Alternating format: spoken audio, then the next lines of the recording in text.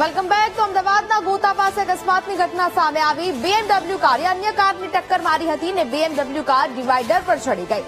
પોલીસે નંબર પ્લેટને આધારે કાર ચાલકની તપાસ છે તે શરૂ કરી છે। તો અમદાવાદના ગોતા વિસ્તારમાંથી આ સમાચાર સામે આવ્યા છે, જ્યાં અકસ્માતની ઘટના ઘટી છે।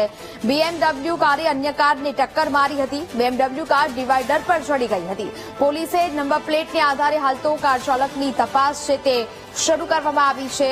અને અમદાવાદમાંથી વધુ એક અકસ્માતની આ ઘટના સામે આવી કે જેમાં BMW ડિવાઈડર પર ચડી ગયેલી હોય તેવા પણ આ દ્રશ્યો છે તે સામે આવી રહ્યા છે।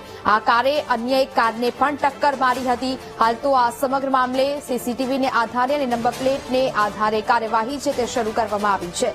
સંવાદદાતા અનિતા ફોન લાઈન પર જોડાયા છે। અનિતા, અમદાવાદના ગોતા પાસે અકસ્માત સર્જાયો છે, શું વિગત? જી નેહા, ફરી એક વખત અમદાવાદમાં અકસ્માતની ઘટના સામે આવી છે। સ્પીડમાં BMW ચાલકે આ અકસ્માત સર્જ્યો છે અને ડિવાઈડર ઉપર આ જે ગાડી જે છે તેની ચડાઈ દીધી છે।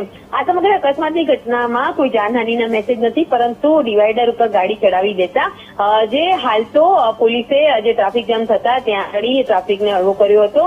સૌથી મહત્વની બાબત એ હતી કે કાર ચાલક પોતાની ગાડી મૂકીને ત્યાંથી ફરાર થઈ ગયો હતો।